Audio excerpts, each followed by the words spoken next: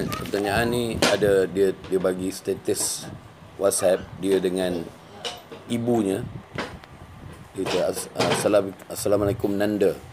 Waalaikumsalam warahmatullahi wabarakatuh. Baru saja ada yang nanya ke bunda ikut aliran apa? Bunda jawab, ikut aliran apa? Bunda jawab, ana salafi murni. Dan ditanya lagi, apakah RII? Ana jawab, enggak. Afwan Nanda, salafi murni tu maksudnya bagaimana ya? Lepas tu dia hantar pada anak saudara dia kot. Anak dia kot, bunda pingin penjelasan dari Nanda kata. Jadi dia ni hantar, dia, ada pertanyaan dari orang tua, cuba tuan yang dekat dengan Syekh tolong sampaikan kepada Syekh Hafizahullah Ta'ala, sekiranya beliau berkenan untuk menjawabnya. Terima kasih, jazakumullah khairan wa barakallahu fiik. Panjang. Jelas ini penjelasan yang panjang. Apa itu salafi?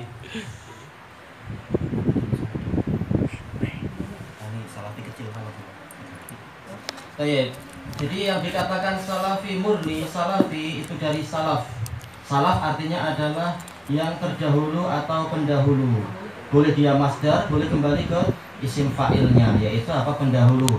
Adapun secara syar'i sebagaimana disebutkan oleh Imam Al-Wadi'i dan juga diisyaratkan oleh Syekhul Islam Ibnu Taimiyah dan yang lain-lain para ulama ma'ruf semuanya mengatakan yang namanya salaf adalah pendahulu umat ini, yaitu 3 generasi pertama. Karena salaf artinya terdahulu, berarti sama dengan makna mutaqaddimin. Dan disebutkan oleh Imam Zahabi rahimahullahu taala di dalam kitab beliau Mizanul I'tidal, kalau nggak salah di awal-awal Mizanul I'tidal, bahwasanya haddul fasil bainal mutaqaddimin wal mutaakhirin adalah hududu salasimi'ah. Garis batas antara pendahulu dan generasi belakangan adalah yaitu tahun 300-an. Yang lain mengatakan 310 di akhir hayat atba'ut tabi'in yang terakhir. Baik. Nah, yang berarti yang namanya salafi ini nisbah, menisbatkan diri pada salaf, yaitu orang yang mengikuti generasi yang terdahulu, yang mana Allah Ta'ala memang memerintahkan untuk itu. Allah Subhanahu wa Ta'ala telah berfirman, fa in amanu bimithli ma amantum bihi faqad ihtadaw wa in tawallaw fa innama hum fi shiqaq. Apabila mereka mau beriman seperti keimanan kalian, maka mereka telah mendapatkan petunjuk. Tapi kalau mereka berpaling, maka mereka berada di dalam perpecahan. Berarti di sini Allah Ta'ala menggantungkan hidayah kepada apa? Beriman seperti imannya mereka. Mereka ini siapa? Yang diajak bicara Allah ketika ayat itu turun, yaitu para sahabat. Berarti kita harus mengikuti cara berimannya para sahabat. Dan Allah Ta'ala menggantungkan ridha dan surga dengan apa? Mengikuti mereka dengan baik. Yang mana Allah Subhanahu wa Ta'ala telah berfirman, was-sabiqunal awwalun minal muhajirin wal ansar walladzina tabauhum bi ihsan radhiyallahu anhum wa radu an wa a'adda lahum jannatin tajri tahtahal anhar. Orang-orang yang terdahulu dan pertama-tama masuk Islam dari kalangan muhajirin dan ansar, dan orang-orang yang mengikuti mereka dengan baik, Allah telah ridha kepada mereka dan mereka ridha pada Allah, dan Allah mempersiapkan untuk mereka surga yang mengalir di bawahnya itu sungai-sungai.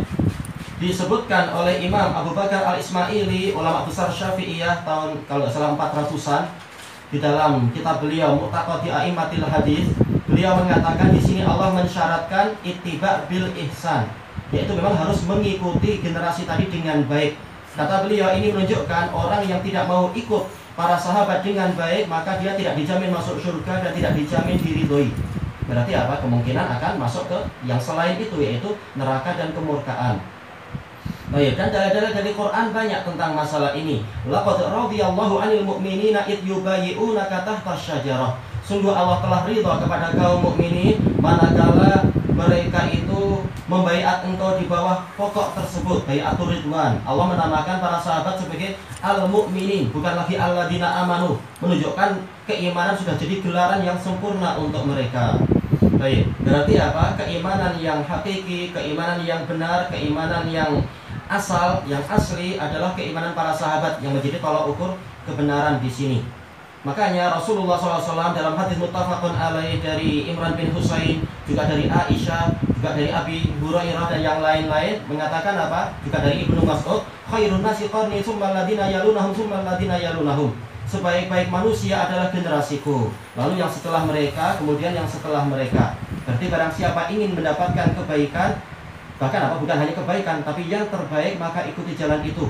Adapun yang mengikuti jalan yang lain, maka dia terancam. Sebagaimana dalam hadis yang diriwayatkan oleh Imam Ahmad dari Muawiyah bin Abi Sufyan radhiyallahu anhuma, yang mana Rasulullah SAW bersabda, iftaraqa ahlul kitabaini ala ihda wa sab'in au isintaini wa sab'in firqah kulluha finnar kulluha finnar.